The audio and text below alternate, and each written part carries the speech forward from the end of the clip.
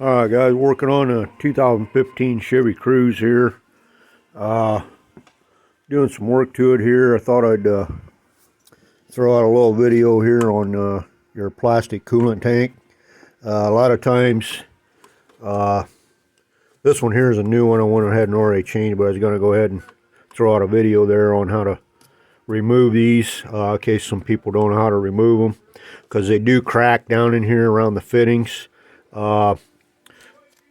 You got your two hoses here, guys. You'll have to unhook those, and you got these clamps on there. You'll have to get them off. They can be kind of a pain in the ass sometimes to get off there. But anyways, guys, you'll on this new one here. This one here has got some aluminum inserts on it, so it doesn't put so much stress on this plastic right here. And if I remember correctly, the original one did not have these inserts in them. And I had a crack somewhere up in here on the old one, and started leaking. So I ended up replacing it here with this one that's a little bit better, because it's got these aluminum inserts on it. But anyways, guys, you disconnect your hoses there, get them off of there. And then you got this clip down here. You have to get your little screwdriver and pry that clip up off there, guys. Set your clip off to the side so you don't lose it. And then on this, guys, you got down underneath there is a thing that holds this thing, helps hold this thing in. And you can't just lift it straight up out of there. And you can see back here, you got to slide this thing forward. Once you get it loose, you got to slide it forward, guys, to get it up out of that get it up out of this hole right here.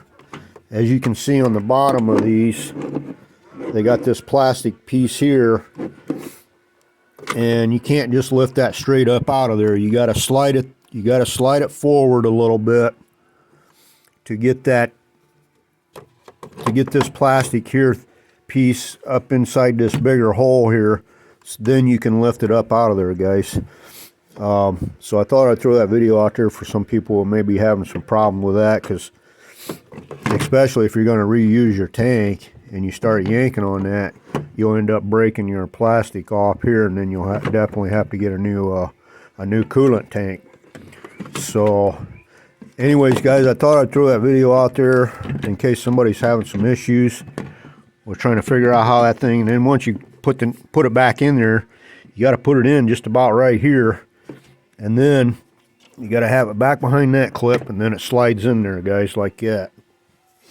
So, and another thing, guys, these here hose clamps, they're kind of a pain to get off with a pair of pliers. So I bought this here tool. I got the thermostat off. I'm changing out the thermostat as well, and I had a leak here on this pipe, and I'll probably make a separate video on what the deal was on that. And anyways, I was going to show you this tool here. It's kind of nice because you can clamp onto those clamps. It's an adjustable deal here, and then you just start pulling this together, guys, and then it will automatically lock in place to hold your those spring type clamps together. And I mean, if you're going to change them clamps, guys, you really need to use these spring, because they're constantly got pressure on them hoses, where if you use a regular hose clamp and you don't keep an eye on those hose clamps, because them hose clamps, a regular hose clamp,